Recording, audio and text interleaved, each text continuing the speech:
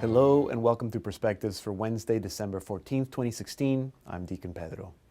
We begin in Rome, where Pope Francis continued his catechesis on the theme of Christian hope at his Wednesday general audience.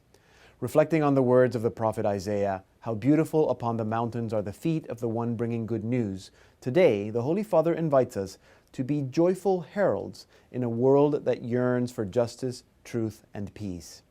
Pope Francis noted how the prophet speaks not of the messenger, but of the messenger's feet. Comparing this to the spouse in the Song of Songs, he said, "So also the messenger of peace races to bring the proclamation of liberation, of salvation, and declaring that God reigns." The Pope said that God has not abandoned his people and has not let them be overcome by evil. This, he said, is the reason for our hope. When all seems over, when in the face of so many negative realities, faith grows weary and the temptation to say that all has lost meaning comes, rather, look to the good news brought by those quick feet. God is coming to make something new, to establish a kingdom of peace. God has extended his arm and brings liberty and consolation.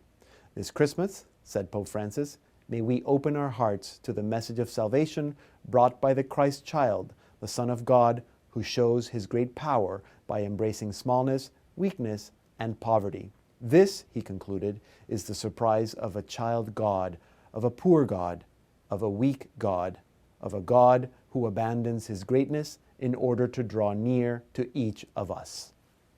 And today also was the conclusion of a two-day meeting of the Council of 9 Cardinals. The Cardinals have been studying several Vatican departments and delivered their final proposal to the Holy Father.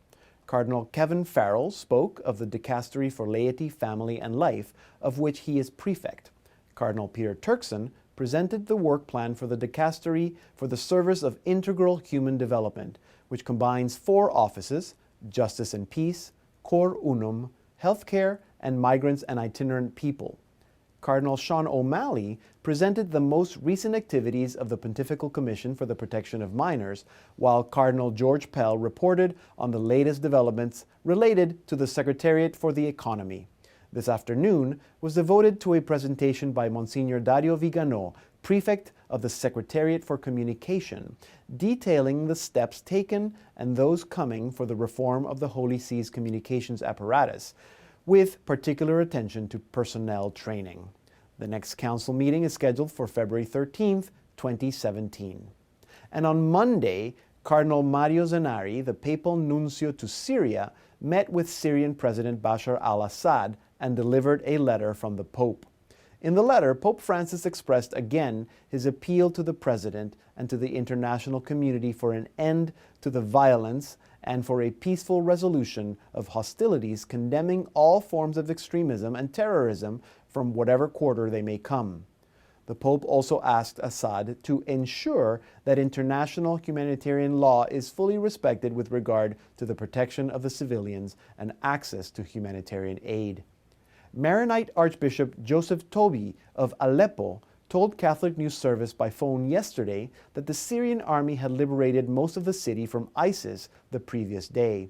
He commended Pope Francis's letter to Assad, noting that the letter would impact people's lives, encouraging them in their daily tasks. And in Laos, more than 1,000 Catholics witnessed the beatification of 17 martyrs on Sunday morning. The group of 17 martyrs, known as Joseph Tien and his 16 companions, were killed for their faith between 1954 and 1970 at the hands of the communist Pathet Lao forces. 6 of them were Laotians, 10 were priests of the Paris Foreign Mission Society, and 1 was an Italian Oblate of Mary Immaculate, Father Mario Borzaga, who was killed in 1960. There are only about 60,000 Catholics in Laos, making up just 1% of the country's population of 7 million. And that is all for today. For more news, commentary, inspiration, and wonderful programs, visit our website, saltandlighttv.org. Have a blessed day. See you next week.